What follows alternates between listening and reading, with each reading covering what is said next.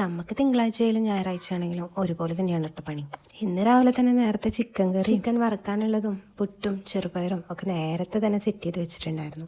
പക്ഷെ എന്നിട്ടും ഇന്ന് 10 മണി കഴിഞ്ഞിട്ട് പതിവ് പോലെ വിളിക്കാറുള്ള അമ്മയുടെ കോള് കണ്ടില്ല കേട്ടോ. അപ്പം ഞാൻ തലയിൽ എണ്ണയൊക്കെ തേച്ച് കുളിക്കാനായിട്ട് സെറ്റ് ചെയ്ത് നിന്ന് എൻ്റെ ഓർമ്മ വെച്ച് നാളെ തൊട്ടിട്ട് എനിക്ക് അമ്മ തേച്ച് തരാറുള്ളത് ഈ വെളിച്ചെണ്ണ കേട്ടോ. ഇതായത് കണ്ടോ, ഇതിൻ്റെ ഉള്ളിൽ കൂടെ അപ്പുറത്തേക്ക് നോക്കിയിട്ടുണ്ടെങ്കിൽ നമ്മുടെ കുറേ ആൾക്കാരുണ്ട് കേട്ടോ.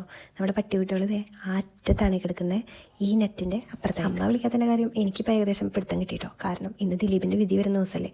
ഇന്നലെ ഞായറാഴ്ച ഞാൻ വീട്ടിൽ പോയപ്പോൾ തന്നെ ഇതിനെ പറ്റിയിട്ട് ഗംഭീര ചർച്ച നടക്കണം കേട്ടു. അതുകൊണ്ടാവും എന്നെ മറന്നിട്ടുണ്ടാവുക. എന്നാലും പതിവ് പോലെ അമ്മ വിളിക്കാണ്ടാവുമ്പോൾ ഒരു സുഖക്കുറവുണ്ട്. അങ്ങനെ ഇരിക്കുമ്പോഴാട്ടാ ഞാൻ ആമസോണിൽ നിന്ന് ഓർഡർ ചെയ്ത ഒരു പെർഫ്യൂം എനിക്ക് വന്നത്. ഞാൻ ഓൾറെഡി യൂസ് ചെയ്തിരുന്ന പെർഫ്യൂം കഴിഞ്ഞു. എനിക്കതിൻ്റെ ഫ്രാഗ്രൻസ് ഭയങ്കര പ്രാന്തായതുകൊണ്ട് തന്നെ ഞാൻ ആമസോണിൽ തപ്പി പിടിച്ച് ഓർഡർ ചെയ്തത് കേട്ടോ.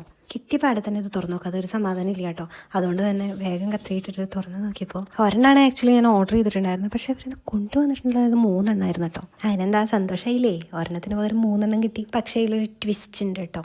എൻ്റെ കയ്യിൽ ഇരിക്കുന്ന മണോ ഈ വന്ന മണോ ഒക്കെ വേറെ ആയിരുന്നു. പാക്കേജിങ്ങും നെയിമും ഫ്രാഗ്രൻസും എല്ലാം സെയിം ആയിരുന്നു. പക്ഷെ മണം മാത്രം. ആമസോണുകാരൻ ഇങ്ങനെ പറ്റിക്കുന്നത് ഞാൻ വിചാരിച്ചില്ല. 3 എണ്ണം ഉള്ളതുകൊണ്ട് തന്നെ ഓരോ പാക്കറ്റ് പൊട്ടിച്ച് നോക്കിയിട്ടും ഞാൻ മണത്ത് നോക്കിയിരുന്നു കേട്ടോ. പക്ഷെ ഇതിലത്തെ ഒരെണ്ണം പോലും ഞാൻ പ്രതീക്ഷിച്ച മണമുള്ള ഒന്നും ഉണ്ടായിരുന്നില്ല. എന്തായാലും അന്നത്തെ ദിവസം പോയി.